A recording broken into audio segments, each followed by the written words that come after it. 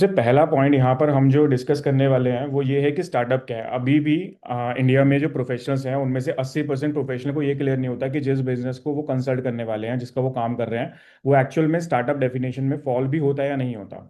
हम जिस तरीके से बिजनेस को समझते हैं, हम सोचते हैं कि ये बिजनेस इनोवेटिव है या ये टेक से है या एआई से है, तो ये जनरली स्टार्टअप होगा, और ये ट्रेडिशनल बिजनेस है तो ये स्टार्टअप नहीं होगा। जबकि जो हमारी गवर्नमेंट है उसने जब स्टार्टअप इंडिया प्रोग्राम को लॉन्च करा 2016 में, तो उसने डेफिनेटली बताया कि भाई मैं ये क्राइटेरिया देता हूँ, अगर ये क्राइटेरिया फुलफिल हुए तो आप स्टार्टअप हो, और नहीं फुलफिल हुए तो आप स्टार्टअप नहीं हो। हम उन क्राइटेरियाज को जानते नहीं है, जिसकी वजह से हम ये आइडेंटिफाई नहीं कर पाते कि ये बिजनेस जिसको मैं डील करने वाला हूँ ये स्टार्टअप की डेफिनेशन में आएगा भी या नहीं आएगा। तो अपन लोग ना सिर्फ क्रक्स के लेवल पे वो स्टार्टअप की डेफिनेशन लिखेंगे। मैं इसका रिसोर्स आपको जरूर बता दूंगा।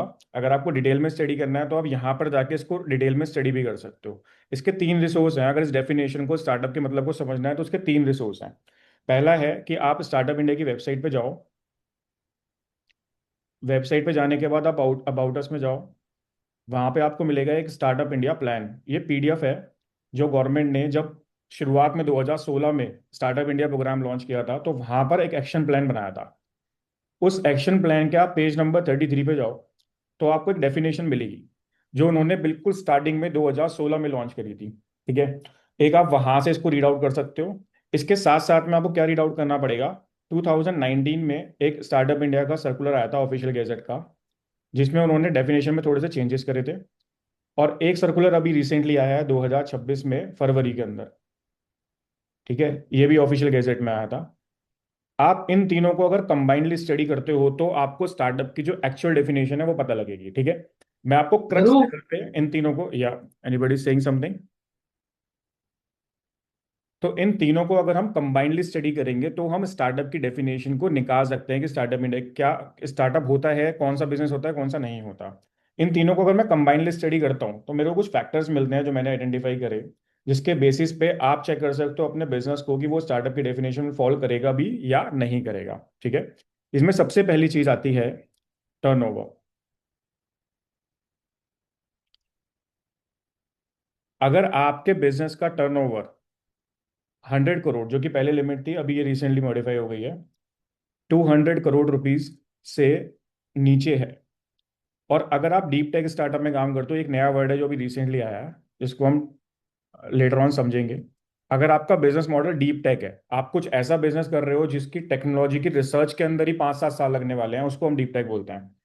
तो अगर डीप टेक बिजनेस में हो तो 300 करोड़, और अगर नॉर्मल बिजनेस है, इसके अलावा जितने बिजनेस है वो नॉर्मल बिजनेस आते हैं, तो 200 करोड़। इसमें सब आ जाता है, retail, manufacturing, servicing, everything will be covered है। तो अगर उसका टर्नओवर 200 करोड़ से कम है तो वो स्टार्टअप की डेफिनेशन में फॉल करेगा। दूसरा इंपॉर्टेंट, इसका स्ट्रक्चर, इधर it should be private limited, इधर इट शुड बी एलएलपी, इधर it should be registered partnership, और अभी रिसेंटली एक मॉडल और ऐड कर दिया गया है which is multi state cooperate society. ये अभी बहुत रिसेंटली, अभी एक महीने पहले इन्होंने ऐड ऑन करा है स्टार्टअप इंडिया की डेफिनेशन में। ठीक है, तो ये दूसरा पॉइंट है, अगर ये स्ट्रक्चर आपके हैं तो आप स्टार्टअप इंडिया की डेफिनेशन में आओगे। कोई प्रोप्राइटरशिप फर्म आपके पास आती है, वो कहती है मैं एआई मॉडल्स बना रही हूँ, भाई साहब वो स्टार्टअप इंडिया में नहीं है, क्योंकि आप बेसिक क्राइटेरिया, जो बेसिक चीजें हैं उसी को आप पूरा नहीं कर पा रहे जो गवर्नमेंट ने बताई है। ठीक है, तीसरी चीज which is again very very important, और जिसके ऊपर सबसे ज्यादा चर्चा भी रहती है और सबसे ज्यादा डिफिकल्ट भी है उसको समझना। इससे पहले हम समझते हैं ईयर्स, कि कितने साल के लिए। आपकी जब बिजनेस आपने स्टार्ट किया तो उसके 10 साल के अंदर अंदर आप स्टार्टअप इंडिया के अंदर रजिस्टर्ड होने चाहिए, तभी आप लाइफ टाइम के लिए भी स्टार्टअप रहोगे। मतलब हमें जो रजिस्ट्रेशन लेना है गवर्नमेंट से, स्टार्टअप का जो हमें टैग लेना है वो हमें 10 साल के अंदर लेना है नॉर्मल बिजनेस में, और अगर हम डीप टेक में हैं तो हमें 20 साल में लेना है। ठीक है, तो ये थी तीन बेसिक चीज। अगर ये तीनों चीजों में आपका क्लाइंट क्वालिफाई कर जाता है तो चौथी चीज आएगी जो सबसे ज्यादा लिटिगेशन, सबसे ज्यादा डिबेट में रहती है, विच इज कुछ टर्म्स। इसमें पहली टर्म आती है इनोवेशन। ये जो टर्म्स मैं लिखवा रहा हूँ ना, ये तीनों चीजों का क्रक्स है। अगर आप तीनों टर्म्स को समझ गए, ये चारों पांचों टर्म्स को, तो आपको देखते ही बिजनेस समझ में आ जाएगा कि ये बिजनेस हमारा स्टार्टअप इंडिया में फॉल होगा, इसको एटीआईसी मिलेगा या नहीं मिलेगा। ठीक है, पहली टर्म इसके अंदर आती है इनोवेशन, दूसरी टर्म इसके अंदर आती है डेवलपमेंट, तीसरी टर्म आती है इसके अंदर डिप्लॉयमेंट, चौथी टर्म इसके अंदर आती है हमारी कमर्शलाइजेशन, एंड पांचवी term which is very very important, वो आती है स्केलेबिलिटी। इन पांचों चीजों के आधार पे हम किसी भी बिजनेस को ये कंक्लूड कर सकते हैं कि ये बिजनेस आएगा स्टार्टअप में या नहीं आएगा, इसको जो गवर्नमेंट स्कीम का बेनिफिट है वो मिलेगा या नहीं मिलेगा। गवर्नमेंट स्कीम में सब कुछ आ जाता है, आपका स्टार्टअप इंडिया आ गया, आपका सीड फंड स्कीम, आपके ग्रांट्स, आपकी सब्सिडी, सब कुछ। तो अगर ये पांचों चीज, पांचों में से कोई भी एक चीज आपको किसी बिजनेस में दिख जाती है तो आप बोल सकते हो कि बिजनेस स्टार्टअप है। अब इनका मतलब बहुत एक एक लाइन में समझाऊंगा आप लोगों को, डायरेक्टली आपको समझ में आएगा, ठीक है। इनोवेशन का मतलब विच is very simple, something you have created new product in existing market. Market में ऐसा कोई प्रोडक्ट आपने डेवलप कर दिया जो अभी तक एग्जिस्ट ही नहीं करता था, तो वो इनोवेशन है। दिस इज वेरी सिंपल, समझ में आता है मतलब से।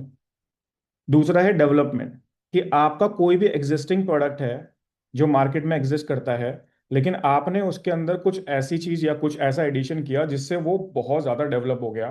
तो आपने किसी भी एग्जिस्टिंग प्रोडक्ट की एक नए तरीके से रिसर्च कर दी, इसको हम कहते हैं डेवलपमेंट। अगर आपके क्लाइंट जो प्रोडक्ट बना रहा है उसके अंदर ये चीज है, तो हम उसको स्टार्टअप में क्लासिफाई कर सकते हैं। तीसरी चीज डिप्लॉयमेंट। इसका मतलब क्या है, कि आपका एग्जिस्टिंग प्रोडक्ट है लेकिन आप उसको लेकर आ रहे हो न्यू मार्केट में। अभी ये बड़ा इंटरेस्टिंग है, जिसको लोग शायद कई बार नेग्लेक्ट कर देते हैं। एग्जाम्पल के लिए बता देता हूँ कि मान लो इंडिया में ऐसी दो स्टेट, तीन स्टेट हैं जहां पर एक ऐसा प्रोडक्ट जो कि दिल्ली में और मेट्रो सिटीज में बहुत इजीली मिल रहा है, वहां पर नहीं मिलता। तो मेरा प्रोडक्ट तो एग्जिस्टिंग है और मेरी मार्केट में बहुत पॉपुलर है, लेकिन मैं उसे एक ऐसी जगह लेके गया, एक ऐसी नई मार्केट में लेके गया जहां अभी तक वो प्रोडक्ट कभी तक आया ही नहीं है। तो उसको हम बोलते हैं डिप्लॉयमेंट। अगर इस तरह का प्रोडक्ट भी कोई आपका क्लाइंट डील कर रहा है, तो भी हम उसको स्टार्टअप इंडिया में क्लासीफाई कर सकते हैं। Fourth which is commercialisation. मतलब ऐसा कोई प्रोडक्ट जो कि एक्चुअल में नॉन कमर्शलाइज था। फॉर एग्जांपल, कि हमने कॉलेज में कोई रिसर्च करके कोई मॉडल डेवलप करा जो कि एक कॉलेज के इंटरनल चीज़ों के लिए था, लेकिन अब हमने उसको कमर्शलाइज कर दिया। अब हम उसको कमर्शलाइज कर रहे हैं नए तरीके से, ताकि लोग उस मॉडल्स को खरीद सकें। तो अगर हम नॉन कमर्शलाइज प्रोडक्ट को कमर्शियल कर रहे हैं, तो भी हमारा बिजनेस जो है वो स्टार्टअप में आ जाएगा। और पांचवा, जो कि सबसे ज्यादा खतरनाक है, वो है स्केलेबिलिटी, क्योंकि इसको मेजर करने के पैरामीटर्स शायद ही किसी को बताओगे। जानना चाहते हो आप स्केलेबिलिटी कैसे डिफाइन करते हैं? मतलब दिस इज वेरी इंटरेस्टिंग, कि किसी भी बिजनेस के अंदर अगर मैं बोलूं कि भाई स्केलेबल बिजनेस है, तो स्केलेबल सब कुछ हो सकता है। मैं आज सीए की प्रैक्टिस कर रहा हूं, तो मेरा भी 7 साल बाद मैं बोल सकता हूँ कि मैं बहुत सारे क्लाइंट्स को काम करूंगा, तो मैं स्केलेबिलिटी बढ़ गई मेरी। कोई भी ऐसा बिजनेसमैन है जो ये बोल सकता है कि भैया मैं स्केल नहीं करूंगा, एवरीबडी वांट टू स्केल। तो इस स्केलेबिलिटी टर्म को हम कैसे डिफाइन करें? Anybody want to know? Type से यस। सो फिर हम इस टॉपिक को कवर करेंगे, नहीं तो फिर हम इसको स्किप करके सीधा नेक्स्ट टारगेट पे बढ़ेंगे। तो we want to know scalability कैसे डिफाइन करते हैं। अगर lots of people are answering, वाह वाह वाह वाह। अब देखो स्केलेबिलिटी जो फैक्टर है ना, ये बड़ा इंटरेस्टिंग है। गवर्नमेंट ने 2019 में ये वर्ड ऐड किया था, पहले ये वर्ड जो है स्टार्टअप इंडिया की डेफिनेशन में नहीं हुआ करता था। और जब इन्होंने ऐड किया तो लोगों ने बड़े सारे उसके अंदर स्केलेबिलिटी समझ के और स्टार्टअप इंडिया अप्लाई कर दिए, फिर रिजेक्शंस भी आए। और दूसरी चीज ये हुई कि गवर्नमेंट जब आपसे एटीआईएसी का फॉर्म फिल कराती है, तो उसमें स्केलेबिलिटी के ऊपर एक डिक्लेरेशन भी मांगती है। तो उसमें आपको बोलना पड़ता है कि मेरा बिजनेस स्केलेबल है, और उसमें वो सीए के साथ में सर्टिफिकेट भी मांगती है। तो ये वाला जो वर्ड है ना, ये समझना बहुत इंपॉर्टेंट है। इसके अंदर कुछ क्राइटेरियाज है, मैं आपको समझा रहा हूँ। पहली चीज, कि आपके बिजनेस, जिस भी बिजनेस का आप स्टार्टअप इंडिया एटीआईसी अप्लाई कर रहे हो, उसका जो रेवेन्यू है वो ग्रो हो रहा है फास्टर देन इट्स कॉस्ट। मतलब क्या है, कि आपने किसी प्रोडक्ट में, किसी बिजनेस के अंदर इन्वेस्टमेंट लगाई, ठीक है। इन्वेस्टमेंट लगाने के बाद आज आपका जो रेवेन्यू आ रहा है, आपका बिजनेस में जो रेवेन्यू मॉडल है वो बहुत तेजी से ग्रो करेगा, लेकिन आपकी कॉस्टिंग डेवलप नहीं होगी। अगर इस तरह का बिजनेस मॉडल है, तो उसको हम क्लासिफाई करते हैं अंडर द स्केलेबिलिटी। दूसरा पार्ट या दूसरा ऑप्शन, अगर हम बात करें इन्वेस्टमेंट की, कि आपके बिजनेस में जो एग्जिस्टिंग इन्वेस्टमेंट है, उसी इन्वेस्टमेंट से ही आप अपने बिजनेस को एक नेक्स्ट लेवल पे ग्रो कर सकते हो, 10x ग्रो कर सकते हो। तो आपका बिजनेस स्केलेबिलिटी में है। फॉर एग्जांपल, जैसे मैं अपना कोई सर्विस प्रोवाइड कर रहा हूँ, और मेरे को ये है कि मेरे को कोई इन्वेस्टमेंट दे दे, और मैंने 1 करोड़ की इन्वेस्टमेंट ली और अपने बिजनेस को 10 गुना स्केल कर लिया, तो वो स्केलेबिलिटी की डेफिनेशन में नहीं आएगा। आपकी इन्वेस्टमेंट सेम होनी चाहिए और आपका रेवेन्यू 10x ग्रो करने की क्षमता रखता हो। अगर ऐसा है, तो आप अपने बिजनेस को स्केलेबल बोल सकते हो। तीसरा, कि आपका जो बिजनेस है, ये पॉसिबल सिनेरियो है, हो सकता है आप किसी एक में फॉल करो, हो सकता है दो में फॉल करो, जिसमें भी आप फॉल कर रहे हो, किसी एक में भी फॉल कर गए, तो आप स्केलेबल अपने बिजनेस को बोल सकते हो। ठीक है। तीसरा है कि आपका जो बिजनेस है वो किसी पर्टिकुलर लोकेशन पे डिपेंडेंट नहीं है।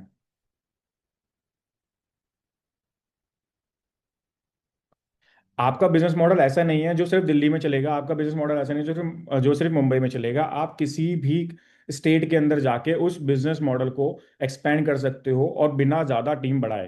तो ऐसे बिजनेस को भी हम लोग स्केलेबल बोलेंगे। एंड चौथा which is very important. Shubham ji, शायद आपकी जो आईपैड की स्क्रीन है वो स्ट्रक हो गई है। लोग उसमें भी लिख रहे हैं चैट में। अच्छा, ओके। ठीक है, मैं एक इसमें ना उसको डिस्कनेक्ट कर देता हूँ आईपैड को, और एक्सेल पे डाल देते हैं, तो थोड़ा शायद ज़्यादा अच्छे से समझ में आएगा। तो मुझे 2 मिनट दीजिए।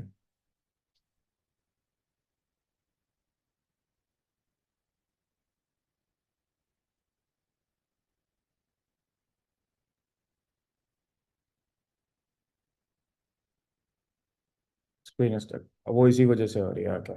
Got it. हम इसको एक्सेल पे समझते हैं। आई थिंक एक्सेल पे वो ज़्यादा इजी हो जाएगा, क्योंकि वो शायद मल्टीपल डिवाइस कनेक्ट कर रहा हूँ, तो वो नेटवर्क का इशू आ रहा है। अभी मेरी वॉइस तो क्लियर है ना? Yes yes. ठीक है, मैं एक्सेल पे इसको समझाते हैं, इजी रहेगा।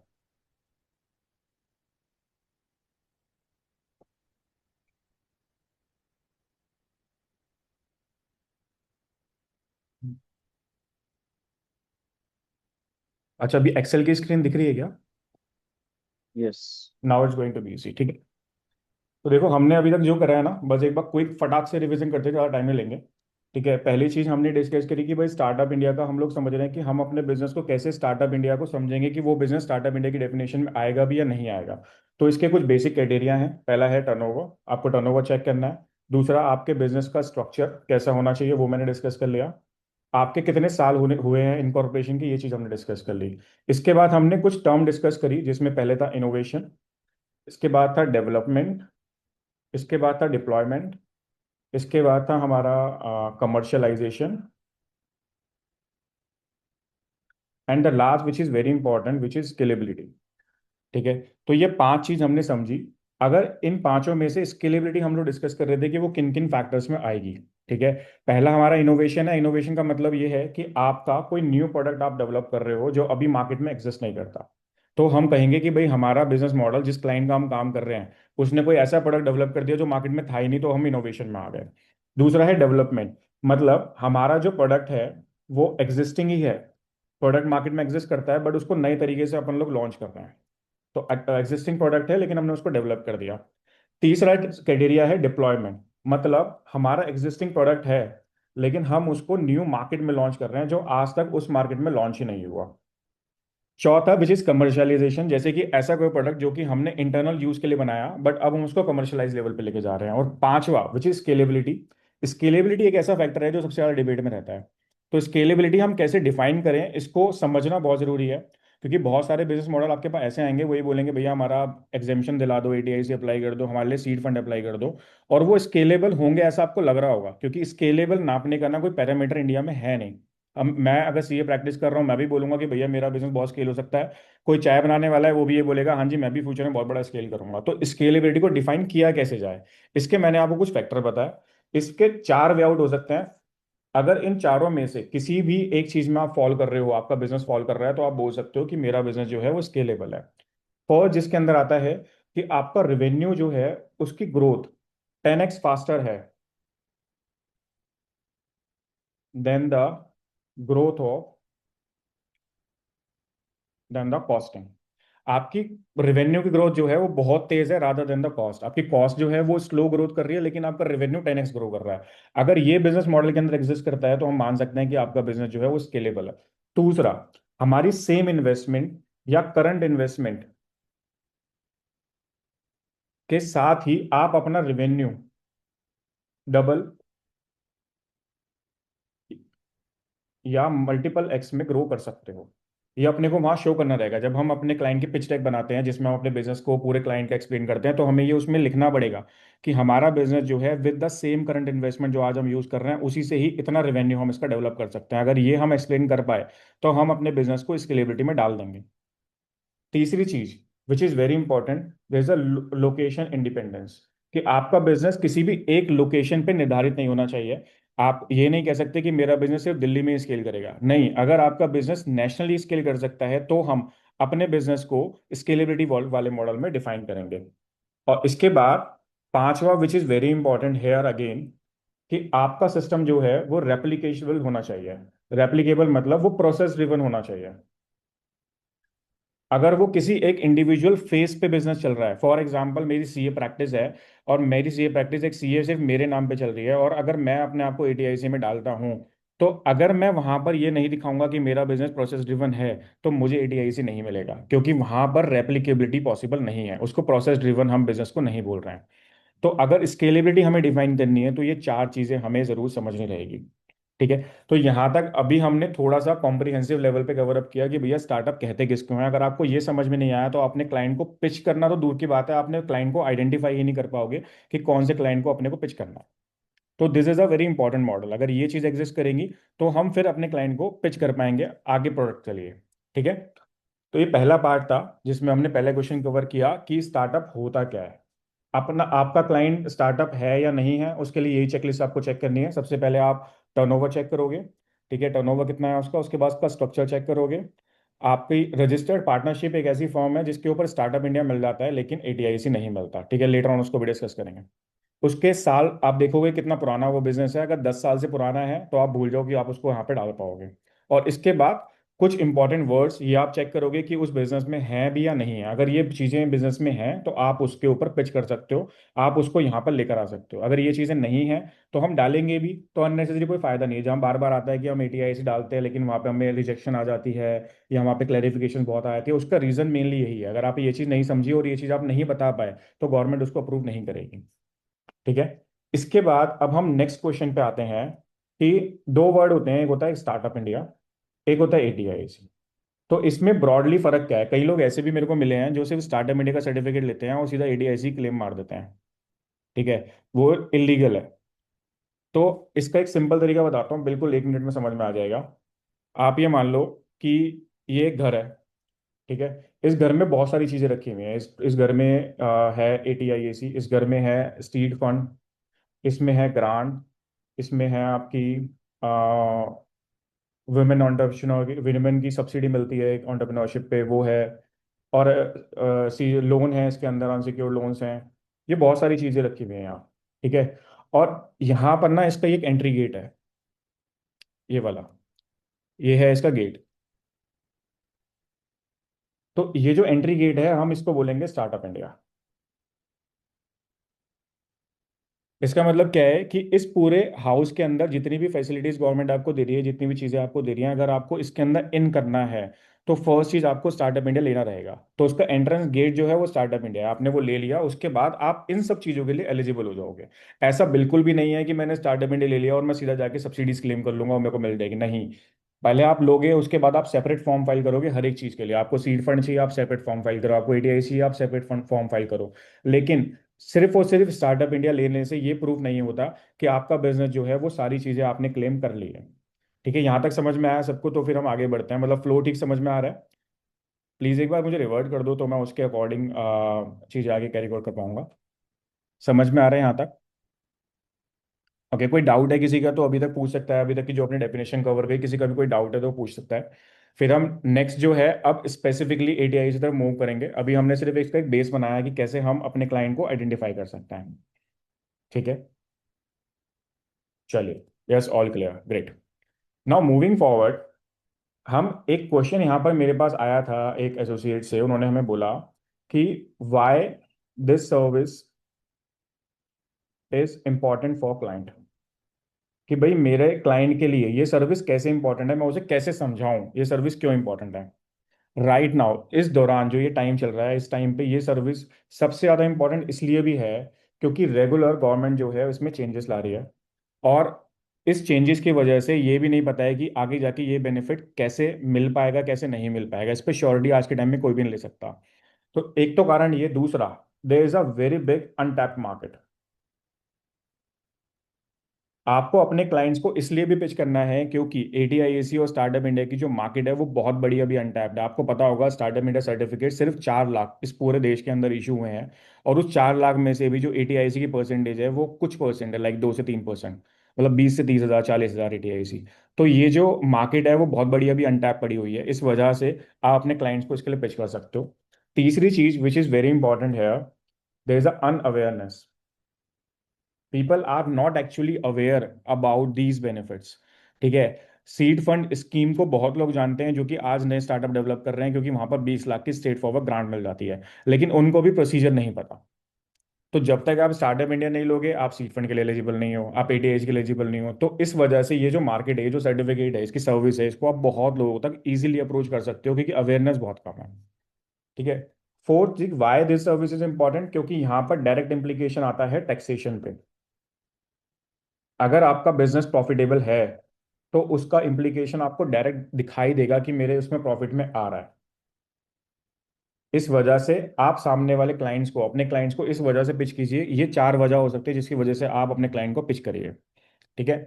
नाउ मूविंग फॉरवर्ड, एक बहुत इंपॉर्टेंट डाउट जो कि अभी सबसे ज्यादा चल रहा है कि न्यू टैक्स रिजीम के अंदर एटीआईसी मिलेगा या नहीं मिलेगा। किसी को है ये डाउट कि भाई रिजीम के अंदर मिलेगा या नहीं मिलेगा? Anybody has the same kind of doubt, या एनीबडी वांट टू आस्क? आप पूछ सकते हो अनम्यूट करके।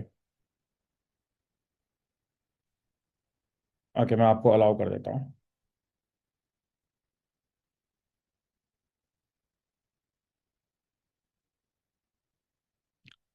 हाँ सर, ये डाउट है। मेरे एक क्लाइंट हैं, हम्म, उन्होंने एटीआईसी लिया हुआ है, लेकिन वो न्यू टैक्स रिजीम में उन्होंने रिटर्न फाइल कर दी, इस वजह से ठीक अभी है, वो क्लेम नहीं कर पा रहे। ठीक है, आ रहे हैं हम उसके ऊपर। ये नेक्स्ट क्वेश्चन ही है हमारा। आशुतोष भाई, you want to ask anything? I send you unmute you. Yes, yes, yes, Shubham. First of all, session is going great. Thank you Really भाई। enjoying the knowledge. And ये similar doubt है मेरा कि new regime में भी इसकी applicability क्या है, and ओल्ड regime में भी मैट से रिलेटेड अगर आप कवर करेंगे तो that would be great. हमारा कि नेक्स्ट कुछ क्वेश्चन clients जो भी आने वाला है वो इज 100% ऑन अ मैट, क्योंकि ये ऐसी चीज है जो राइट। सिर्फ प्रोफेशनल्स में ही हम लोग डिस्कस कर भी कर सकते हैं और उसका कोई ना कोई सॉल्यूशन भी निकाल सकते हैं। तो अगर हम सीधा B to C right. Client को हम समझाएंगे तो उसको नहीं समझ आएगा, तो ये अपन लोग जरूर कवर अप करेंगे। तो पहला क्वेश्चन डन ये है डन। जो इस चीज से हम लोग निकाल रहे हैं कि न्यू टैक्स रिजीम में हमें क्या इसका बेनिफिट मिलने वाला है या नहीं एटीआईसी का। अब देखो, न्यू टैक्स रिजीम का जो सेक्शन है वो कौन सा है? वो है 115 बीबीए। ठीक है, मतलब ज्यादातर लोगों को शायद इसका अवेयरनेस होगा। इसमें भी सब क्लॉज है, आई थिंक 2 बी। ठीक है। ये क्लॉज ये बोलता है कि आपकी जो टोटल इनकम है, मैं आपको रूट कॉज बताने की कोशिश करूंगा ताकि आपको प्रॉपर समझ में आए कि ये कहाँ से फ्लो हो रहा है। ठीक है। तो 115 BBA sub clause 2 sub clause B ये कहता है कि आपकी जो टोटल इनकम है shall be computed without any deductions under chapter 6A, also other than 80 JJAA and ATM। Government ने क्या किया, जब इसमें इसकी डेफिनेशन को डिफाइन किया तो उन्होंने इस तरह की डेफिनेशन लिखी और इस पे बोला कि इस टोटल इनकम पे अपन लोग आपसे लेंगे 22%, अगर आप डोमेस्टिक कंपनी हो तो।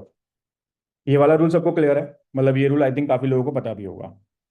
अगर अगर हम 115 बीबीए में जाते हैं तो उसमें ये डेफिनेशन लिखी हुई है कि आपकी टोटल इनकम जो हम कंप्यूट करेंगे वो बिना किसी डिडक्शन के लिए होगी, और उसके अंदर जो डिडक्शन हम हटाएंगे उसमें से 2 डिडक्शन अपन लोग ले लेंगे, डबल जे डबल ए ले लेंगे और टीएम ले लेंगे। ठीक है।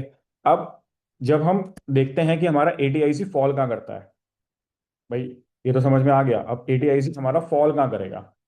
एटीआईसी जो फॉल करता है वो चैप्टर 6A के पार्ट सी में फॉल करता है।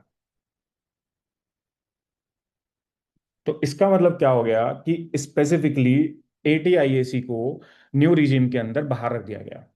तो अगर आप न्यू रिजीम ऑप्ट कर लेते हो विच इज इरिवर्सिबल, क्योंकि अगर आपने एक बार फॉर्म आईएससी फाइल करके अगर आपने न्यू रिजीम में ऑप्ट कर लिया है तो इरिवर्सिबल है, you can not go to the old regime.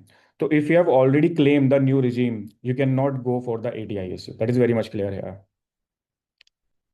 क्योंकि यहाँ पर जिन सेक्शन को उनको डालना था बेनिफिट, उन्होंने स्पेसिफिक डाल दिया, उन्होंने डबल ए डालना था, उन्होंने उसको स्पेसिफिक लिख दिया कि भैया इसका हम दे देंगे। एटीएम का डालना था, डाल दिया उन्होंने।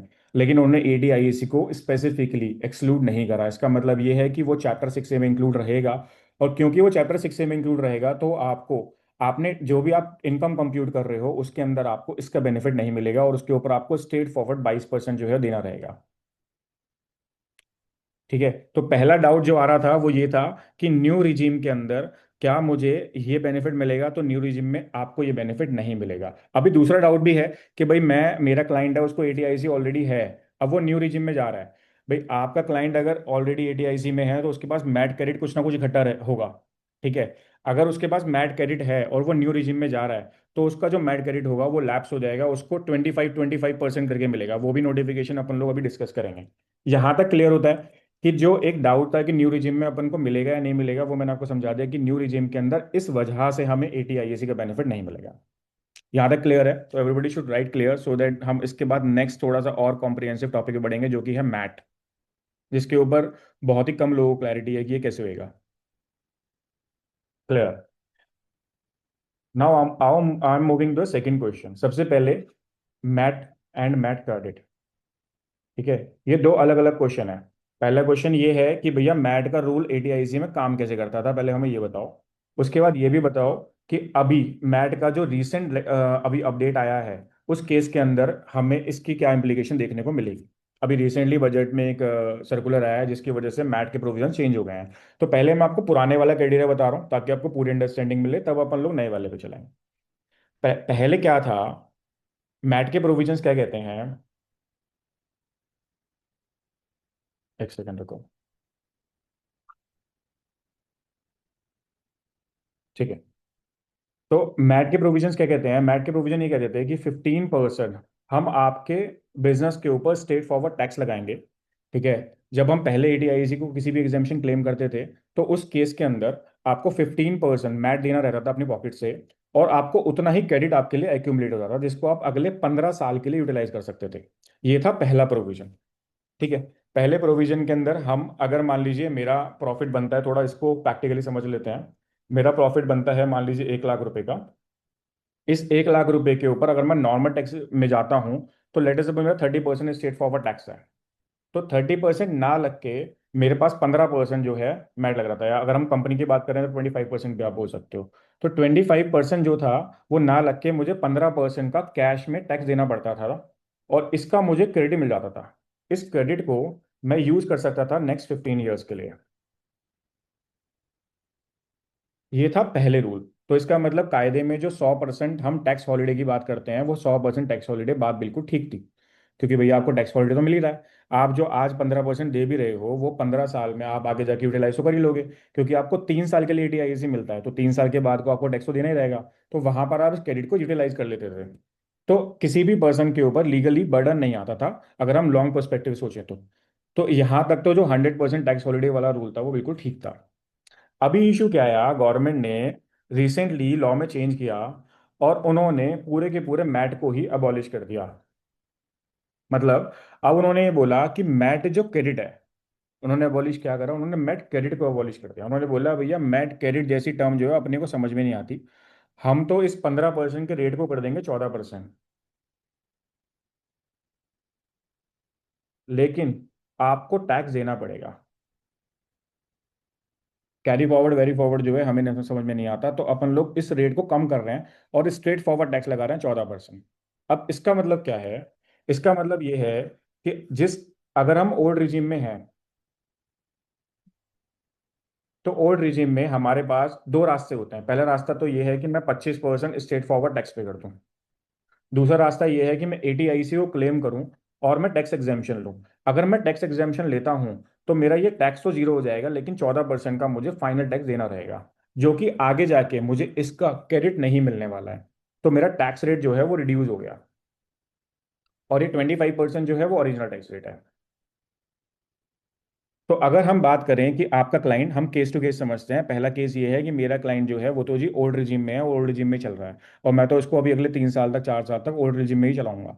तो उस केस में आपका जो टैक्स रेट है वो 25% है, और इसको रिड्यूस करके अपन लोगों ने अब 14% मैट आपको देना रहेगा। ये एप्लीकेबल होगा 1/4/2026 से, मतलब जो अभी की रिटर्न है जो आप अभी फाइल करोगे वो रिटर्न आप अभी भी डाल सकते हो 100% टैक्स हॉलीडे में। लेकिन उसके बाद की रिटर्न जो है वो आपको डालनी पड़ेगी इसी फॉर्मूले के हिसाब से कि 14% स्ट्रेट फॉरवर्ड आपको गवर्नमेंट को पे करना रहेगा, जो कि आगे यूटिलाइज नहीं हो सकता। यहां तक क्लियर हुआ सबको? अभी दूसरा केस जो है वो कॉम्प्रिहेंसिव और ज्यादा है, जहां पर न्यू रिजीम हमने ऑप्ट कर ली, ठीक है, और क्रेडिट हमारे पास एक्यूमुलेटेड है। अच्छा, आप कंपैरिजन करते हैं भाई, क्लाइंट को आपको बोलना है 100% टैक्स हॉलीडे, अब क्लाइंट बोलेगा भाई 100% टैक्स हॉलीडे मुझे कैसे मिल रहा है, तो मिल ही नहीं रहा। तो एक्चुअल में वो 100% टैक्स हॉलीडे वाला कॉन्सेप्ट अब नहीं दिखता, क्योंकि अब गवर्नमेंट ने 14% का जो रेट है वो फिक्स कर दिया है कि ये आपको पे करना ही पड़ेगा। We can not carry forward your MAT credit. तो इस केस में जो क्लाइंट को एडवांटेज है, फिर भी वो कितनी है, 11% की। मतलब अगर क्लाइंट का प्रॉफिट ठीक ठाक है तो भी हम उसका 11% का ऑफ करा रहे हैं cash flow, which is again a very huge amount. अगर क्लाइंट का फॉर एग्जाम्पल आप 1 करोड़ रुपीज का 50 लाख रुपीज का टैक्स डिपॉजिट करा रहे हो, तो 50 लाख रुपीज के अंदर मोटा मोटा आपको 10%, मतलब 11% का टैक्स रेट बच रहा है। मतलब 25% से 11 बहुत ठीक ठाक रेट हो जाता है। 50% आप इसको बोल सकते हो, 40% 50% आपका टैक्स बच रहा है, तो आपको 25 से 30 लाख रुपए के आसपास टैक्स वहां भी बच जाएगा। तो प्रोडक्ट पिच करने के लिए तो अभी भी चालू है, मतलब ऐसा नहीं है कि हमारा, अगर हम ये बोलें कि एटीआईएसी बिल्कुल ही खत्म हो गया है, तो अभी भी एटीआईएसी चालू है, लेकिन उसके बेनिफिट को रिड्यूस कर दिया गया है। सेकंड केस ये है कि अगर मैं इसको कंपेयर करता हूँ न्यू रिजीम से, मतलब क्योंकि क्लाइंट भी आजकल काफ़ी अवेयरनेस रखता है, क्लाइंट बोलता है कि भाई ठीक है कोई बात नहीं, समझ में आती है आपने जो बात बोली, लेकिन मेरा नेट बेनिफिट कितना हुआ, इफेक्टिव बेनिफिट। तो अगर हम न्यू रिजीम में जा रहे हैं तो न्यू रिजीम में टैक्स रेट है 22% का, ठीक है। तो अगर आप न्यू रिजीम से भी कंपेयर करोगे तो 22 में से अगर आप 14 घटाओगे तो इफेक्टिवली आपको 8% तब भी बच रहा है, ठीक है। तो यहां पर 8% का इफेक्टिव बेनिफिट तब भी आपको आ रहा है। तो अगर हम तीन सिचुएशन को कंपेयर करेंगे यहाँ पे, सबसे पहला अगर हम एटीआईसी ले रहे हैं और ओल्ड रिजीम में हैं तो हमारा टैक्स रेट है 14% का। दूसरा है कि हम ओल्ड रिजीम में हैं और हम एटीआईसी का बेनिफिट नहीं ले रहे, तो हमारा टैक्स रेट हो गया 25%। तीसरा है कि हम न्यू रिजीम में जा रहे हैं तो हमारा टैक्स रेट हो गया 22%। तो अब इन तीनों चीज़ों को आप मद्देनजर रखते हुए अपने क्लाइंट को समझा सकते हो कि उसके ऊपर टैक्स इंप्लीकेशन क्या लगने वाली है और ये क्यों इंपॉर्टेंट है। भैया एडवांस टैक्स तो पे करना पड़ेगा, तो एडवांस टैक्स तो इसी बिहाफ पे पे करोगे, तो इसीलिए ये रेट आपको आज ही डिफाइन करना पड़ेगा, ताकि जब आप एडवांस टैक्स जमा कराओ तो आप इस हिसाब से एडवांस टैक्स की जो इंस्टॉलमेंट है उसको जमा करा सको, नहीं तो अननेसेसरी इंटरेस्ट कॉस्ट आपके क्लाइंट को उस पर बियर करनी पड़ेगी। ठीक है, मैं इसको एक बार और रिपीट कर दूंगा, समझ में भी आता है, थोड़ा सा कॉम्प्रिहेंसिव है। देखो, अभी हमारे पास ना तीन केस बन गए हैं। पहले हमारे पास आता है केस नंबर 1। केस नंबर 1 ये बोलता है कि मैं, मेरा क्लाइंट जो है वो ओल्ड रिजिम में है, ठीक है, और मेरे क्लाइंट को ओल्ड रिजिम में ही रहना है और उसके पास एटीआईएसी नहीं है। तो उस केस में उसका जो टैक्स रेट है वो 25% है। ये समझ में आता है, ये वाला केस तो बिल्कुल सिंपल है, ये सबको पता ही होगा।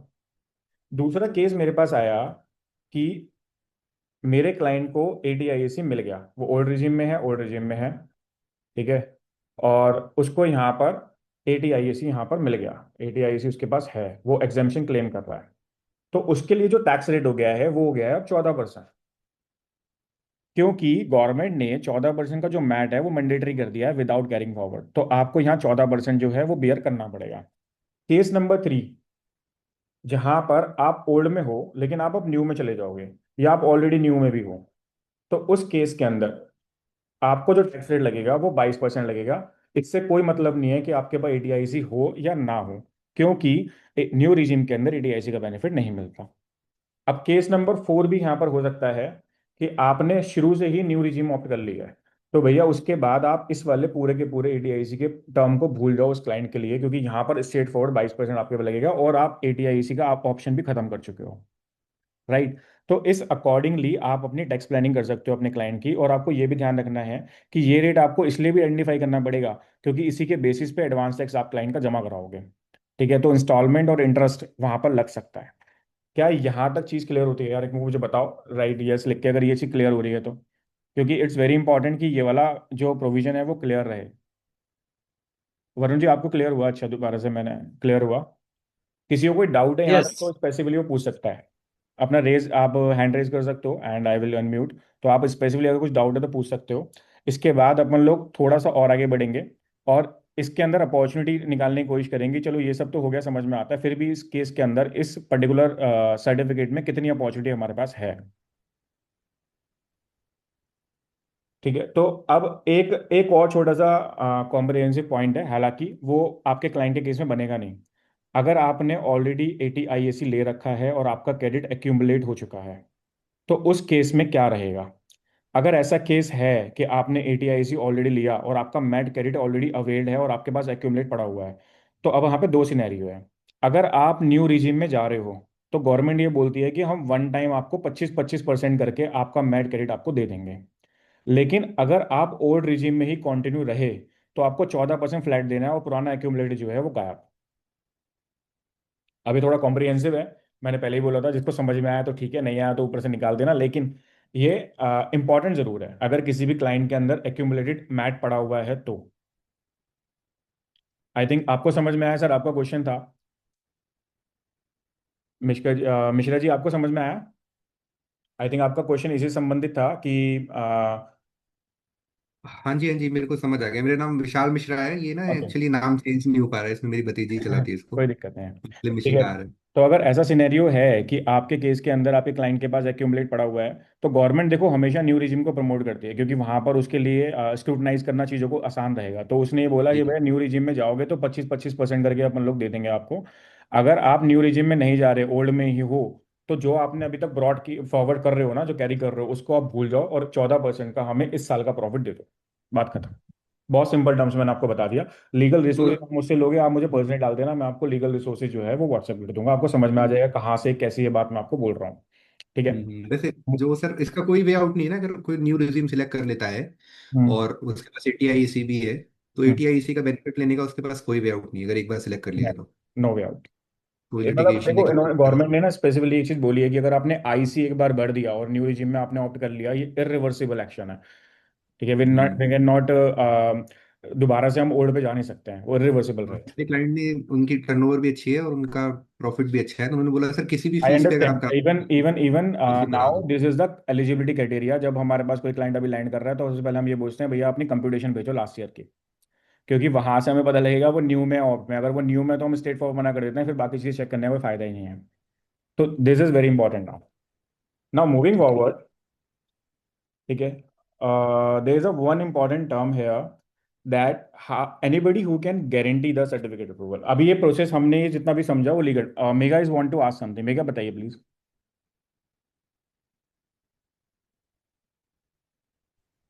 शुभम जी, इसमें आपने ये चीज चेक किया क्या कि ATIAC का बेनिफिट 25-26 फाइनेंशियल ईयर के लिए मैट क्रेडिट मिलेगा कि नहीं मिलेगा? कौन से पर्टिकुलर के लिए? 25-26 financial year, assessment year 26-27। Assessment year 26 और 27, ओके। अब देखो, मैट का जो ब्रॉड फॉरवर्ड और कैरी फॉरवर्डिंग है, वो इन्होंने जो रूल निकाला है अभी 14% वाला, उन्होंने ये बोला है कि हम 1 अप्रैल 2026, मैं इसकी नोटिफिकेशन भी आपको स्क्रीन पे दिखा देता हूँ, you get better idea about that. ठीक है, मैं आपको ना इस ये वाले डाउट को 5 मिनट का डाउट है ये वाला, लेकिन इसको हम लोग थोड़ा सा लास्ट में शिफ्ट कर देते हैं मेगा। तो हम जब ये वाली सर्कुलेशन आया ना, जो आया, उसको हम लोग स्क्रीन पे दिखाएंगे और फिर इसको डिस्कस करेंगे, ये थोड़ा और कॉम्प्रिहेंसिव हो जाएगा। बट यस, मेरे को इसकी क्लैरिटी है। और वो इस वाले असेसमेंट ईयर में अगर है तो आपको मैट क्रेडिट आप फॉरवर्ड कर सकते हो, लेकिन 1/4/2026 के बाद जो भी आप असेसमेंट्स करोगे उसका आप ब्रॉड फॉरवर्ड नहीं कर पाओगे। तो इसको अपन लोग सर्कुलर को डिस्कस कर लेंगे, वी हैव अ सर्कुलर, तो मैं उसको स्क्रीन पे शेयर कर दूंगा। राइट नाउ हम लोग थोड़ा सा इसी में आगे फ्लो बढ़ाते हैं अपना। ठीक है, अभी तक हमने क्या क्या समझा कि स्टार्टअप में हम कैसे अपने क्लाइंट को डालेंगे। सेकंड, स्टार्टअप में और ATIC में फर्क क्या होता है, कैसे हम उसकी इनको फर्क कर सकते हैं। तीसरा, क्या न्यू रिजीम के अंदर अपने को मिलेगा या नहीं मिलेगा। चौथा, कि हम न्यू रिजीम के अंदर नहीं है, ओल्ड में है, तो हमें कितना परसेंट मैट देना पड़ेगा। पांचवा, कि ये जो ATIC सर्टिफिकेट है, how certificate can be guaranteed. अब this is a very big issue, कि जब अपने क्लाइंट को आप पिच करोगे फॉर द ATIC, तो क्लाइंट ये बोलता है आपको नंबर ऑफ द टाइम्स कि भैया अगर ये सर्टिफिकेट आएगा हम तो पैसे तभी देंगे, या फिर ये सर्टिफिकेट अश्योर्ड कितना है कि आएगा ही आएगा। ठीक है, तो इस अश्योरेंस को चेक कैसे किया जा सकता है? तो उसमें देखो, बीइंग अ प्रोफेशनल दो तरीके हैं। पहला तरीका तो ये होता है, आप ये बोलो कि भैया हमें फलाना बंदा मिला है जो कि लाइजनिंग कर रहा है, और लाइजनिंग करके वो इस सर्टिफिकेट को दिला देगा। I want to inform you कि जो ATIAC का अप्रूवल है वो IMB बोर्ड करता है। इंटर मिनिस्ट्रियल बोर्ड का मतलब क्या हो गया, कि उसके अंदर एक बंदा रहेगा डायरेक्ट टैक्स का, मिनिस्ट्री ऑफ फाइनेंस का, एक बंदा रहेगा उसके अंदर RBI का, एक बंदा रहेगा उसके अंदर सेबी का, एक बंदा रहेगा मिनिस्ट्री ऑफ इलेक्ट्रॉनिक्स का, एक बंदा रहेगा उसके अंदर मिनिस्ट्री ऑफ MSME का। तो ये डिफरेंट डिफरेंट पर्सन से एक कमेटी बनाई जाती है जो इस सर्टिफिकेट को रिव्यू करके अप्रूव करती है। तो देयर इज अ 0.001% चांसेस कि वहां पर लाइजनिंग सेट हो पाए। If somebody is trying to say कि भैया मैं लाइजनिंग करके करा दूंगा, तो आप उससे जरूर पूछिए कि लाइजनिंग करके मेरा आप 1 महीने में अप्रूवल कराएगा। आप समझ रहे हो? तो liaisoning is the very very difficult part in case of ATIC approval. तो if somebody is selling to service to you by हाइंग कॉस्ट, और वो कहता है कि इसको लाइजनिंग यहाँ पे सेट हो सकती है, तो दैट पर्सन मे बी लाई, या फिर वो इस चीज को कैप्चर करने के लिए बोल रहा है। There is a liaisoning is next to impossible. Even I am trying from last 3 to 4 years, I don't get any kind of liaisoning in the एटीआईसी।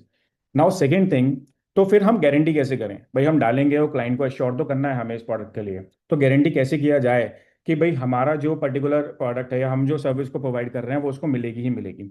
इसका जो सबसे पहला क्राइटेरिया है वो है एलिजिबिलिटी, कि जो मैंने आपको स्केलेबिलिटी वाले जो सारे पॉइंट्स बताए, अगर वो पॉइंट्स आपके क्लाइंट में वैलिडेट हो रहे हैं तो आप उसको एश्योर कर सकते हो कि हम उसको दिलाएंगे। सेकेंड थिंग, एक एक्सपीरियंस काउंट उसके अंदर बहुत जरूरी है, कि हमारा जो फॉर्म फिल होता है, जो हमारी एप्लीकेशन जाती है, उसमें जितने भी पॉइंट्स हैं उन पॉइंट की अंडरस्टैंडिंग आपके पास होनी चाहिए कि वो पॉइंट पूछना क्या जा रहा है, उसका जवाब कैसे देते हो आप।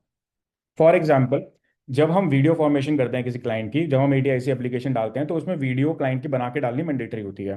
तो वो जो वीडियो आप डालना चाह रहे हो, वो वीडियो किस क्या बोलेगी, या उस वीडियो में स्क्रिप्टिंग कैसे की जाएगी, ये टर्म भी बहुत इंपॉर्टेंट है।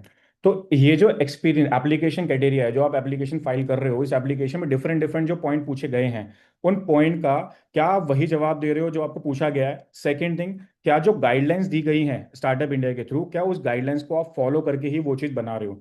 अगर ये चीज़ कंप्लाइड है तो हम बोल सकते हैं कि yes, this certificate will be the assured guaranteed, कि आपको मिलेगा ही मिलेगा। Still, from the past of the experiences, I have some list of some queries जो कि बार बार पूछी जाती है। उस क्वेरीज को भी अपन लोग डिस्कस कर लेंगे। अगर somebody want to know about है तो मुझसे पर्सनली पूछ लेगा, तो मैं आपको वो क्वेरीज ही बता दूंगा जो बार बार आती हैं। उससे भी आप असेस कर पाओगे कि भाई ये चीज़ हमें देखनी है अपने क्लाइंट के फाइनेंशियल्स में, ये चीज़ देखनी है हमें क्लाइंट के डॉक्यूमेंट्स में। अगर ये नहीं है तो एटीआईसी के लिए अपन लोग आगे नहीं बढ़ेंगे। Now another question is here कि एटीआईसी सर्टिफिकेशन को एग्जीक्यूट करने में टाइम पीरियड कैसे लगाया जाता है। देखिए, जब आप पहले स्टार्टअप इंडिया लेते हो, स्टार्टअप इंडिया के बाद आप जो भी आपका 7-8 दिन का टाइम पीरियड लगेगा, उसके बाद आप एटीआईसी की एप्लीकेशन फाइल करते हो। एटीआईसी की एप्लीकेशन फाइल करने का टाइम प्रोसेस जो है ना, वो एक लंबा प्रोसेस है, क्योंकि उसमें 20 से 25 दिन लग जाते हैं, and it is very interactive with the client. जो आपका क्लाइंट है उसको प्रॉपर अवेलेबल होना पड़ेगा अगर वो एक्चुअल में इस सर्टिफिकेट को सीरियस लेवल पे लेना चाहता है, क्योंकि वहां पर बहुत सारी जगह पे प्रोफाइलिंग जाएगी, बहुत सारी जगह पे वीडियो बनेगी, उसकी वीडियो बनकर जाएगी। तो वो सब चीज़ें हमें असेस करनी रहती है। तो आपको ये जरूर चेक करना है कि आपका क्लाइंट जो हो वो उस पर्टिकुलर सर्टिफिकेट को लेने के लिए थोड़ा सीरियस हो, और उसके लिए वो अवेलेबिलिटी दिखाए अपनी। अगर ये सारी चीज़ें पूरी रहती हैं तो एप्लीकेशन सबमिट की जाती है। एप्लीकेशन सबमिट करने के बाद फर्स्ट रिवर्ट जो है 120 दिन के अंदर आता है फ्रॉम द डिपार्टमेंट। उसमें हो सकता है डिपार्टमेंट उस सर्टिफिकेट को अप्रूव कर दे, हो सकता है उसके ऊपर कोई क्लैरिफिकेशन निकाल दे। अभी रिसेंटली मैंने ये भी देखा है कि डीपीआईटी डायरेक्टली कॉल कर रहा है क्लाइंट को और ये बोलता है कि भैया ये चीज़ ठीक नहीं है और ये दोबारा से अपलोड करो, मैं क्लैरिफिकेशन निकाल रहा हूँ। ये रिसेंट, अभी बहुत रिसेंटली मेरे क्लाइंट के पास कॉल आया।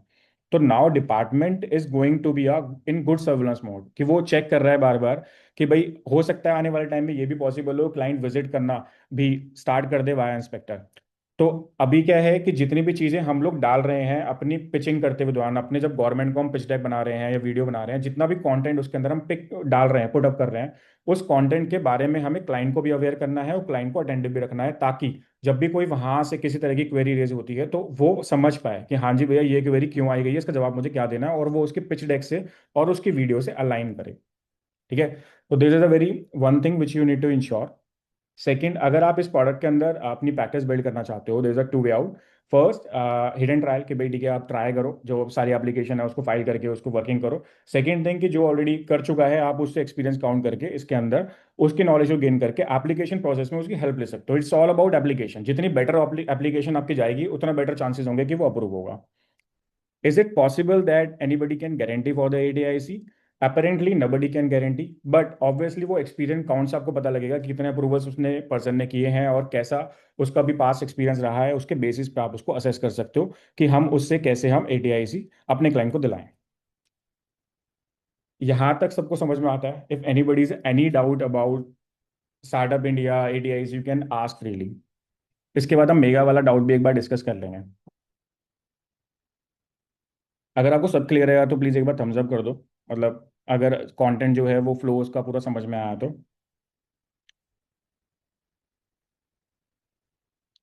थैंक यू आशुतोष भाई, थैंक यू। तो शुभम जी, अपन जो ये स्टार्टअप इंडिया की बाकी की स्कीम्स हैं इसमें भी सर्विसेज प्रोवाइड करते हैं या सिर्फ एटीआईसी करते हैं? थोड़ी सी वॉइस कट हुई, एक बार दोबारा बोलेंगे sir?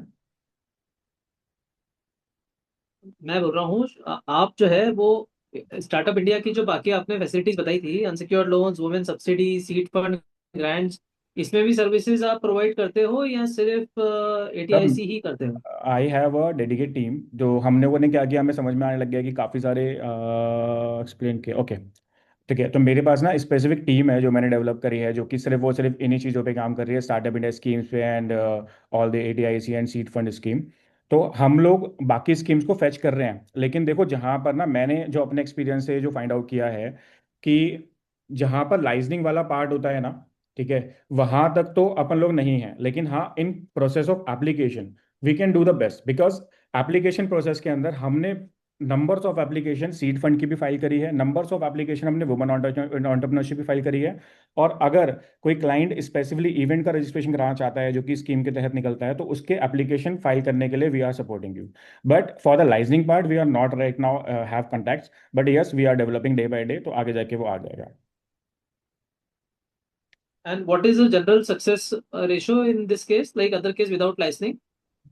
Okay, finally though if देखो, अब इसके अंदर सक्सेस रेशियो जो है ना, दो तरीके से डिफाइन हो सकता है। पहला ये है कि सक्सेसफुल फाइल्ड एप्लीकेशन, कि भैया आज आपके पास लीड लैंड तो हो गई, तो आपने सक्सेसफुली कितनी एप्लीकेशन फाइल करी, उसका रेशियो जो है वो 70% है। क्योंकि इसके अंदर जब क्लाइंट इनिशियली आ जाता है ना, तो वो प्रोसेस में समझता है ठीक है मैं 4 डॉक्यूमेंट दूंगा और ये चीज़ दूंगा, मुझे वीडियो वीडियो क्या बनाने, जब मैं कर दूंगा।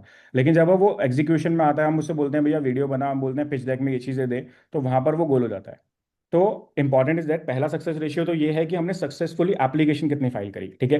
तो उसका रेशियो 70-75% है। अभी भी ऐसे क्लाइंट है जो 6-6 महीना से उन्होंने वीडियो नहीं दी और वो होल्ड पे पड़ा हुआ है। Now once you file the application, the success ratio now here is 95%, because जो 5% का क्लॉज है वो किस वजह से आ रहा है, वहां पे रिजेक्शन नहीं है, वहां पे होल्ड है, किसी ना किसी रीजन की वजह से होल्ड पे चला गया application. And there some cases जहां पर गवर्नमेंट का इंटरवेंशन आता है। जैसे अगर हम पिछले 1 साल में बात करें, तो बार बार गवर्नमेंट जो है नए नए रूल्स निकाल रही है कि भैया ये चीज़ होनी चाहिए, ये भी होना चाहिए। पहले एक सीए सर्टिफिकेट मांगते, फिर ये भी ऐड कर दिया, फिर ये भी ऐड कर दिया। अगर कोई ऐसी चीज़ बीच में लाई कर रही है जो हम क्लाइंट से नहीं ले पाया और डिपार्टमेंट ने मांग लिया, फॉर एग्जाम्पल बात कर लेते हैं कि हमने फरवरी में एप्लीकेशन डाली, तो अभी अप्रैल में मेरे पास वापस से आ गया कि भैया 31 मार्च की आप फाइनेंशियल्स दो। फॉर एग्जाम्पल वो 31 मार्च की फाइनेंशियल्स हमने दी, तो हमें उसके अंदर वो चीज़ें नहीं दिखनी है जो हमें दिखनी चाहिए, जो हम अपनी पिच में अपनी वीडियो में बता रहे हैं।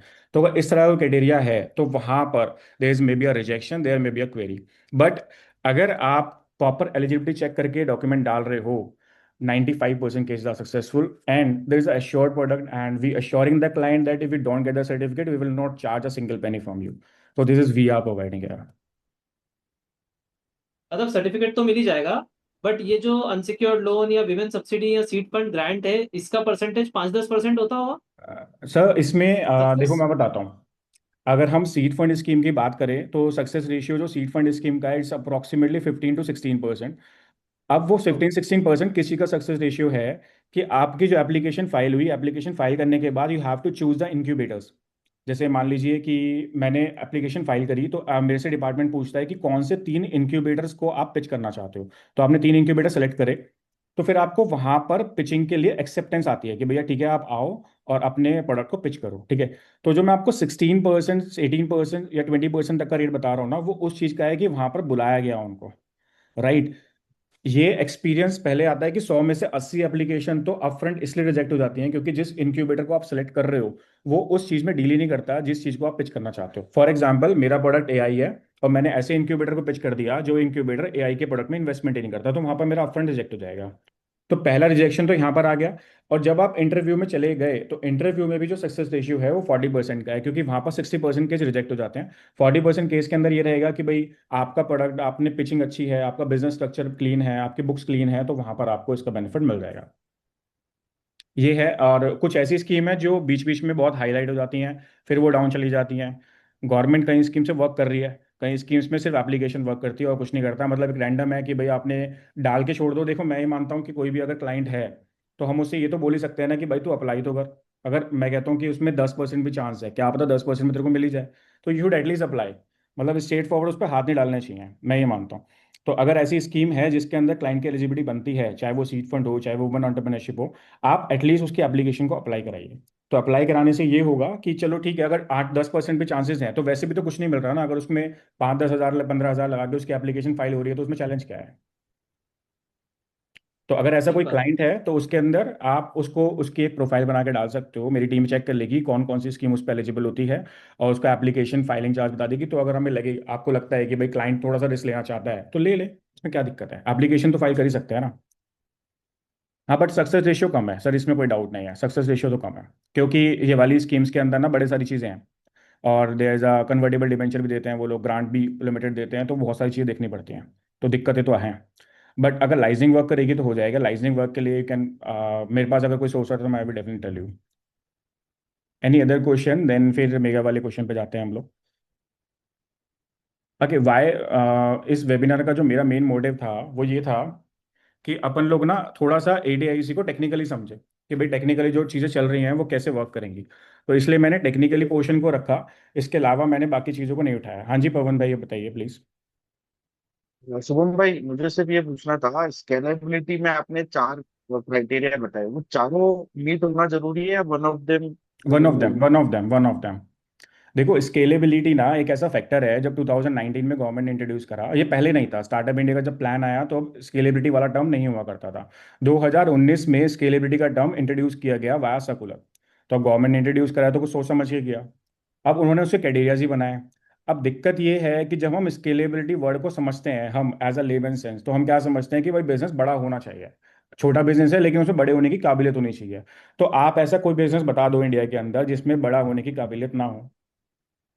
एक छोटा चाय वाला भी, उसके अंदर भी इतनी काबिलियत है कि वो बड़ा हो सकता है। तो फिर इसके हिसाब से देखा जाए तो फिर सारे बिजनेस ही कवर अप हो गए।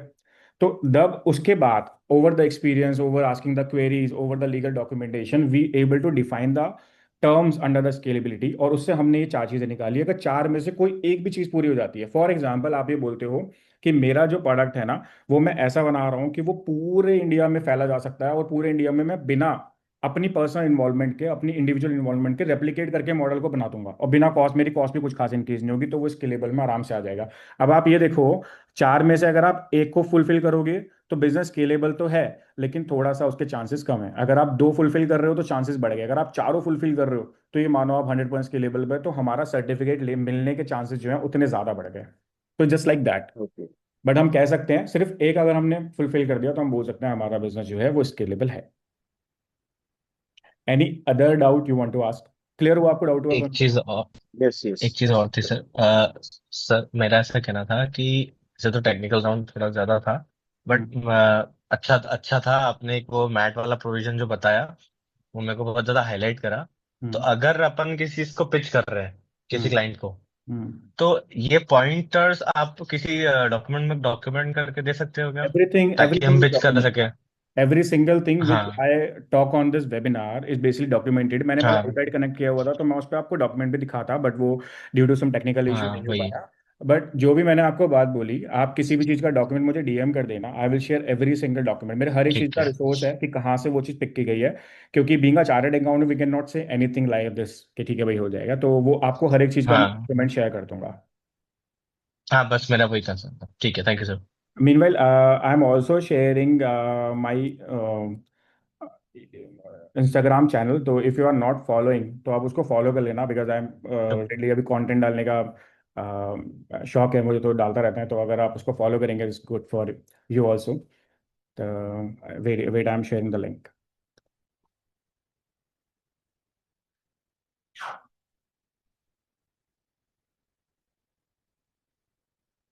Any other doubt you want to ask? Any other doubt you want to ask? I'm also sharing my contact number.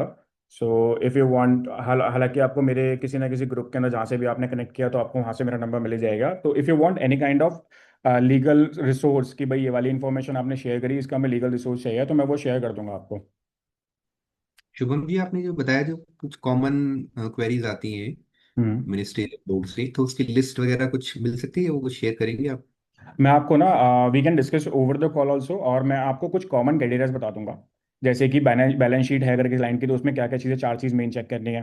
अगर उसका टर्नओवर जो है, उसका आपको एग्रीगेशन कैसे चेक करना है कि टर्नओवर कैसे फ्लो कर रहा है, इसकी आपको बेसिक मैं 5-7 क्वेरीज आपको 10-12 बता दूंगा, जिससे आपको आइडिया हो जाएगा कि भाई इस बेसिस पे अपन लोग एटीआईसी को जज कर पाएंगे। I will tell you, that's not an issue. It's not mandatory. I don't want specifically that you are come to like me and for everything. No, if you can do it, you can easily do it. अगर आपको specific में technical error है, you can ask for me. That's not an issue for me. Okay. Please share here for a larger audience as well. I don't get it. I don't get it. Okay. You want to share the document list here? अच्छा, अब इसके अंदर क्या है, देखो मेरे को share करने में कोई दिक्कत नहीं है। मैं इवन ग्रुप पे जो मेरा बिजविथ शुभम वाला ग्रुप है, मैं उस पर डाल दूंगा। लेकिन उसमें क्या है कि मल्टीपल पीडीएफ्स हैं और मुझे इसमें आइडिया नहीं है कि इसमें अटैच कैसे करते हैं। अब इसमें एक एक फाइल मुझे अटैच करनी रहेगी। Okay, list of comment question and queries I will post on a group my self. मैं उस पर ग्रुप पे डाल दूंगा। बट वो पता है कुछ इस वजह से मैं नहीं डालता हूँ personally, because of my own experience. वो मैंने अपने एक्सपीरियंस से फाइंड आउट किया है। तो अगर उसको डालते हैं ना, तो बहुत सारे कई बार उल्टे क्वेश्चन भी आ जाते हैं कि भैया आप इसके ऊपर कैसे बोल सकते हो, ये कैसे नहीं। वो तो भाई मेरे क्लाइंट के प्रॉब्लम के लिए उसने डाला, तो जरूरी नहीं है वो सभी क्लाइंट पे एप्लीकेबल हो। बट मैं आपको शेयर कर दूंगा if you specifically ask for it. ठीक है। और डॉक्यूमेंटेशन की आप बिल्कुल टेंशन मत लो। आपको जिस भी चीज़ के ऊपर लीगल डॉक्यूमेंट चाहिए या लीगल रिसोर्स चाहिए, I will share. That's not an issue for me. Any other doubt if anybody have? तो भाई, एक और चीज मुझे पूछना था। अभी रिसेंटली कम्युनिटी में ही जस्ट मैंने सुना था कि किसी वड़ा पाव वाले को भी मिला। तो ये सिर्फ चैनल अगर किसी का है, सिंपल मेरी देखो मैं 7-8 आपको ब्रांचेस है, तो उस बेसिस पे भी मिल जाती है। मैं आपको एक चीज समझाता हूँ। अब यहाँ पर अपना रोल प्ले होता है। मान लो रियल एस्टेट एक ऐसा बिजनेस है जिसके ऊपर कहा जाता है कि एटीआई से आपको नहीं मिलेगा। ठीक है। इंफ्राटेक हम्म, करके एक कंपनी है। ठीक है। अभी 3 महीना पहले उसका एटीआई से आया, वो मेरी टीम में दिलाया। अब किसी बिजनेस को, वो बिजनेस है कैसा और उसको दिखाया कैसे गया, उसमें थोड़ा बहुत डिफरेंस तो अपन लोग कर सकते हैं। That's kind of financial modelling या बिजनेस मॉडलिंग। बट वो हमें इस तरीके से करना है कि कल को अगर उस ग्राउंड्स को बाय चांस, वैसे हालांकि अभी तक ऐसी कोई लिटिगेशन है नहीं जिसके अंदर उस एटीआईसी ग्राउंड्स को चैलेंज किया जा सके। बट मैं कहता हूँ फिर भी अगर वो फ्यूचर में चैलेंज भी हो जाए, तो भी अपने क्लाइंट को इशू ना आए। तो ये मॉडलिंग जो है वो अपन लोग ब्रेन स्टॉर्मिंग करके निकाल सकते हैं। लाइक आपने बोला कि एक वड़ा पाव वाला है और उसको एटीआईसी मिला। तो एटीआईसी बड़ा पाव वाले को नहीं मिला, वड़ा पाव वाले ने जो पिच बनाई, उस पिच के बेसिस पे उसको एटीआईसी मिला। तो जो पिच बनाई गई, वो कैसे बनाई गई, that is the important part. Okay. चलिए, सिमिलरली अगर हम रियल एस्टेट की बात करें, सिमिलरली हम ट्रेडिंग बिजनेस की बात करें, बंदा कह रहा है मेरा बिजनेस तो ट्रेडिंग वाला है, भाई मुझे एटीआईसी कैसे मिलेगा, तो वो कैसे मिलेगा, we will identify, will try to identify what are चलिए, द आप कैसे कॉस्ट। प्रेजेंट करते हो उसको, उसके ऊपर डिपेंड करता है वो एग्जैक्टली, सिनेरियो। ऑब्वियसली। अब मान लो आपका बिजनेस एआई मॉडल का है। ओके, समझ रहा ठीक हूँ। है। आपका बिजनेस तो है एआई मॉडल का, दिखने में बड़ा हाईटेक लग रहा है कि वो हो। और आप करते क्या हो, आप तो चैट जीपीटी का यूज करते हो और पर्टिकुलर कोई इमेज कंटेंट क्रिएट करके देते हो। आप मेरी बात समझो ना। तो जैसा हम दिखा रहे हैं सामने वाले को, अथॉरिटी तो स्ट्रेट फॉरवर्ड समझना चाहिए। और मैं आपको ये भी बताता हूँ मेरे अपने एक्सपीरियंस से, अथॉरिटी बहुत सिंपल भाषा में समझना चाहती है चीज़ों को। अगर आप कॉम्प्लिकेट तरीके से समझाओगे, स्ट्रेट फॉरवर्ड रिजेक्शन आ जाएगा। आप बिल्कुल सिंपल लैंग्वेज में जैसे अपने बिजनेस को करते हो, आप समझाओ। मैंने लोगों की पिच डेक देखी है, वीडियो पिच डेक इतनी सिंपल होती है वो, कि और उस पर अप्रूवल आ जाता है। और बहुत कॉम्प्लिकेट वाली होती है ना, तो सामने से कॉल आ गया डिपार्टमेंट का, भैया ये हमें समझ में नहीं आ रहा है, पिच डेक क्या है, दोबारा बना कर दो। ये वीडियो क्या बनाया है, हमें ये नहीं समझ में आ रहा, आप करते क्या हो, दोबारा बना कर दो। तो it should be simple. Hmm, Okay, what are the costs involved generally? What including pitch deck application? Even if pitch client first question comes in a cost, tentative cost involved.